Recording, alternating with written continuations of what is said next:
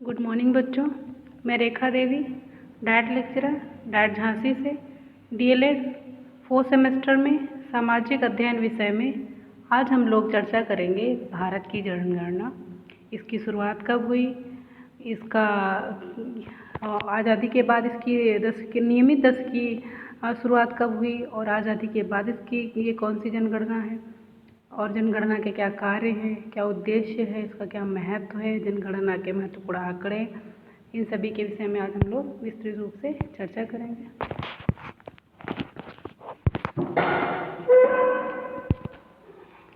भारत की जनगणना, इसके विषय में आज हम लोग बात कर रहे हैं। जान लें कि जनगणना है क्या। जनगणना जनसंख्या आंकड़ों की प्राप्ति का एक प्रमुख साधन है। इसे अंग्रेजी में सेंसस शब्द कहते हैं और ये शब्द लैटिन भाषा के सेंसर शब्द से बना है, जिसका अर्थ होता है मूल्य या कर। प्राचीन काल में कर लगाए जाने के लिए परिवार के प्रमुख जो भी मुखिया होते थे उनके कृषक, व्यवसायी, जमींदार तथा सेना हेतु स्वस्थ एवं योग्य लोगों की गणना की जाती थी। भारत की जनगणना जनसंख्या आंकड़ों का एक ऐसा जरिया है जिससे भारत के लोगों के बारे में अनेक प्रकार की जानकारियाँ एकत्रित की जाती हैं। जनगणना हमारे आर्थिक गतिविधि, साक्षरता, शिक्षा, आवास, घरेलू सुख सुविधाओं, शहरीकरण, जन्म दर, मृत्यु दर, अनुसूचित जातियों, जनजातियों, भाषा, धर्म, पलायन, विकलांगता और अन्य सामाजिक, सांस्कृतिक और जनगणना संबंधी आंकड़ों के बारे में सांख्यिकीय जानकारी जुटाने का सबसे विश्वसनीय स्रोत है। पिछले 130 सालों से अधिक समय से चल रही इस कवायद में के हर 10 साल में सटीक नतीजे सामने आते हैं। भारत में विभिन्न भागों में 1872 में पहली बार लॉर्ड मेयो के समय में जनगणना हुई थी, लेकिन भारत में नियमित जनगणना की शुरुआत 1881 में लॉर्ड रिपन के समय में होती है। हाल में देश में 15वीं राष्ट्रीय जनगणना 2011 में संपन्न हुई और आज़ादी के बाद यह 7वीं जनगणना थी 2011 की, और अब 2021 की जनगणना होनी है। जनगणना संबंधी शब्दावली: जनसंख्या घनत्व, प्रति वर्ग किलोमीटर में रहने वाले लोगों की संख्या जनसंख्या घनत्व कहलाती है। जनसंख्या घनत्व स्थान विशेष की कुल जनसंख्या, स्थान विशेष का कुल क्षेत्रफल। लिंगानुपात: प्रति 1000 पुरुष पर स्त्रियों की संख्या लिंगानुपात होती है। लिंगानुपात बराबर स्त्रियों की संख्या बटे पुरुषों की संख्या इंटू 100। शिशु लिंगानुपात: 0 से 6 वर्ष आयु वर्ग की जनसंख्या में प्रति 1000 बालकों की तुलना में उसी आयु वर्ग के 0 से 6 बालिकाओं की संख्या को शिशु लिंगानुपात कहा जाता है। अर्थात 0 से 6 वर्ष आयु वर्ग में प्रति 1000 बालकों में बालिकाओं की संख्या जो है उसके आधार पर शिशु लिंगानुपात निकाला जाता है। और दशकीय वृद्धि दर, यह 10 वर्षों के मध्य जनसंख्या में हुई प्रतिशत वृद्धि को व्यक्त करता है। दशकीय वृद्धि जो है यह जनसंख्या में 10 वर्षों के मध्य जो प्रतिशत में वृद्धि होती है उसको दर्ज करता है। और इसको जानने का जो फार्मूला वो है दशकीय वृद्धि बराबर वर्तमान जनसंख्या घटाना पूर्व जनसंख्या बटे पूर्व जनसंख्या इंटू 100। साक्षरता दर कैसे निकालते हैं? 7 वर्ष और इससे अधिक आयु वाली कुल जनसंख्या में साक्षरों के प्रतिशत को जनसंख्या की साक्षरता दर कहते हैं। और इस तरह से साक्षरता दर बराबर साक्षरों की संख्या बटे 7+ आयु वाली जनसंख्या इंटू 100। तो ये शब्दावली है कि दशकीय वृद्धि, साक्षरता दर, जनसंख्या घनत्व, शिशु लिंगानुपात कैसे निकालते हैं, इसके विषय में हम लोग जानें। भारत की जनसंख्या से संबंधित कुछ महत्वपूर्ण तथ्य: भारत की जनगणना का विषय जो है वो संघ सूची का विषय है। संघ सूची में आता है भारतीय संविधान की धारा 246 के अनुसार जनगणना का कार्य संघ सरकार का है। भारत में पहली बार आंशिक जनगणना, आंशिक इसलिए क्योंकि वो पूरे भारतवर्ष में नहीं हो पाई थी, जनगणना तत्कालीन गवर्नर लॉर्ड मेयो के काल में 1872 में हुई थी। 1881 में पहली बार लॉर्ड रिपन द्वारा नियमित प्राधिकृत रूप से जनगणना कराई गई। भारत के पहले जनगणना आयुक्त हेनरी प्लाउडेन थे। भारत में जनगणना का कार्य आज़ादी के बाद गृह मंत्रालय के अधीन महापंजीयक या जनगणना आयुक्त के निर्देशन में होता है। भारत में 1911 और 1921 के दशक में जन्म वृद्धि दर न्यूनतम रही थी।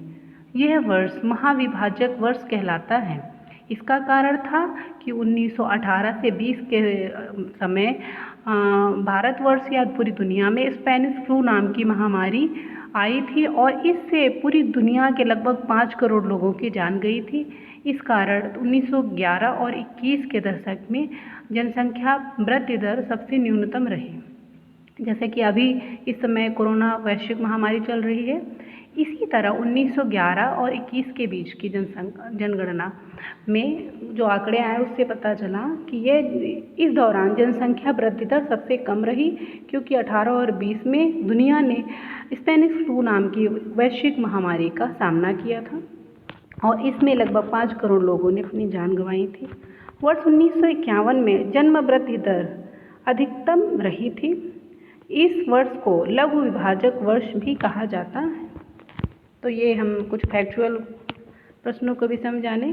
2011 के अंतिम आंकड़ों के अनुसार भारत की जनसंख्या 121 करोड़ है, जो कि विश्व की जनसंख्या का 17.5% है। अब सर्वाधिक जनसंख्या वाले राज्य हैं उत्तर प्रदेश और महाराष्ट्र। सर्वाधिक जनसंख्या वाले केंद्र शासित प्रदेश हैं दिल्ली, और न्यूनतम जनसंख्या वाले राज्य हैं सिक्किम, मिजोरम, और न्यूनतम जनसंख्या वाला केंद्र शासित प्रदेश आपका है लक्षद्वीप। यहाँ की जनसंख्या मात्र 64,000 है। जनसंख्या वृद्धि दर प्रतिशत के हिसाब से कि किन राज्यों में जनसंख्या वृद्धि दर इस दशक में अधिक रही है 2001 और 11 के बीच में, तो सर्वाधिक जनसंख्या वृद्धि दर वाले राज्य हैं मेघालय और अरुणाचल प्रदेश, और सर्वाधिक जनसंख्या वृद्धि दर वाला केंद्र शासित प्रदेश है आपका दादरा एवं नगर हवेली। न्यूनतम जनसंख्या वृद्धि दर वाले राज्य हैं नागालैंड एवं केरल। न्यूनतम जनसंख्या वृद्धि दर वाला केंद्र शासित प्रदेश है आपका लक्षद्वीप। जनसंख्या घनत्व, सर्वाधिक जनसंख्या घनत्व वाले राज्य बिहार है और दूसरे नंबर पे आता है आपका पश्चिम बंगाल। न्यूनतम जनसंख्या घनत्व वाले राज्य हैं अरुणाचल प्रदेश और मिजोरम। सर्वाधिक जनसंख्या घनत्व वाला केंद्र शासित प्रदेश है आपका दिल्ली। न्यूनतम जनसंख्या घनत्व वाला आपका जो केंद्र शासित प्रदेश है वो है अंडमान निकोबार द्वीप समूह। लिंगानुपात की दृष्टि से देखते हैं, सर्वाधिक सेक्स रेशियो वाले राज्य हैं आपके केरल और तमिलनाडु, और न्यूनतम सेक्स रेशियो वाले राज्य आपके हरियाणा और जम्मू कश्मीर हैं। सर्वाधिक सेक्स रेशियो वाले केंद्र शासित प्रदेशों में पुदुचेरी आता है, और न्यूनतम सेक्स रेशियो वाले केंद्र शासित प्रदेशों में आपका दमन और दीव आता है। साक्षरता दर, सर्वाधिक साक्षरता दर वाले राज्य हैं केरल और मिजोरम। न्यूनतम साक्षरता दर वाला राज्य है आपका बिहार और अरुणाचल प्रदेश। सर्वाधिक साक्षरता दर वाला केंद्र शासित प्रदेश है आपका लक्षद्वीप। न्यूनतम साक्षरता दर वाला केंद्र शासित प्रदेश है आपका दादरा एवं नगर हवेली। स्त्री और पुरुष साक्षरता में सबसे अधिक अंतर राजस्थान राज्य में है, वहाँ 79.2% पुरुष साक्षरता दर है और 52.1% महिला साक्षरता दर है। इस प्रकार हम देखते हैं कि वहाँ पर महिला और पुरुष साक्षरता दर में 27.1% का गैप पाया जाता है। 2011 की जनगणना के अनुसार देश में अनुसूचित जाति की संख्या लगभग 20 करोड़ है। सर्वाधिक SC जनसंख्या वाला राज्य है आपका उत्तर प्रदेश, लेकिन अगर प्रतिशत के हिसाब से देखें तो सर्वाधिक एसटी जनसंख्या वाला प्रतिशतता राज्य आपका है पंजाब। 2011 की जनगणना के अनुसार देश में अनुसूचित जनजाति की संख्या लगभग 10 करोड़ है। सबसे ज़्यादा एसटी जनसंख्या वाला राज्य आपका मध्य प्रदेश है। सबसे ज़्यादा एसटी जनसंख्या प्रतिशतता वाला आपका राज्य है लक्षद्वीप। यहाँ की 94.8% जनसंख्या अनुसूचित जनजाति ट्राइब्स के आती है। तो इस प्रकार हम लोगों ने इन आंकड़ों के विषय में बात की। अब हम लोग बात करते हैं कि जनगणना जो है उसका महत्व क्या है। जनगणना का आर्थिक महत्व भी है, सामाजिक महत्व भी है और राजनीतिक महत्व भी है। जनगणना से किसी भी देश की आर्थिक प्रगति की जो प्रवृत्ति होती है वो ज्ञात होती है। इससे जनसंख्या का जो व्यावसायिक ढांचा है उसका भी पता चलता है। ग्रामीण एवं शहरी जनसंख्या की वृद्धि का भी पता चलता है। परिवार नियोजन एवं खाद्य समस्या का अध्ययन किया जाता है। जनगणना के आधार पर शिक्षा और स्वास्थ्य इत्यादि पर भी व्यय की राशि निर्धारित की जाती है।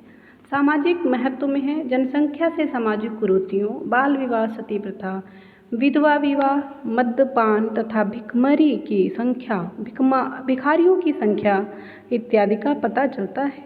इससे महामारी और असंतोषजनक स्वास्थ्य का ज्ञान प्राप्त कर उन्हें दूर करने की योजनाएं बनाई जा सकती हैं। राजनीतिक महत्व में जनगणना के आधार पर निर्वाचन क्षेत्रों का निर्धारण किया जाता है।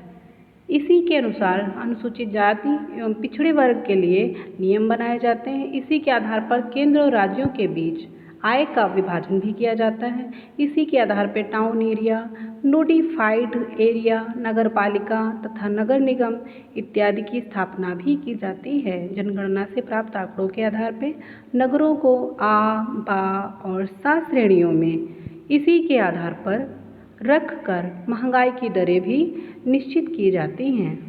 जनगणना के आधार पर ही भारत में भाषावार प्रांतों का निर्माण किया गया है। 1961 की जनगणना के आधार पर ही पंजाब एवं हरियाणा प्रांतों में भाषा के अनुसार इनका विभाजन किया गया। प्रोफेसर LS पोरवार के अनुसार जनगणना के द्वारा उन सारभूत तथ्यों का संग्रह होता है जिनके आधार पर राज्य संचालन की नीति का निर्धारण होता है और राज्य शासन का कार्य चलता है। इस तरह से आज हम लोगों ने जनगणना के विषय में बात की। थैंक यू बच्चों, इस टॉपिक को ध्यान से सुनिएगा और ये आपके लिए बहुत ही महत्वपूर्ण है, कंपटीशन के लिए भी, DLED के भी लिए। अगली कक्षा में हम लोग उपस्थित होते हैं। Thank you.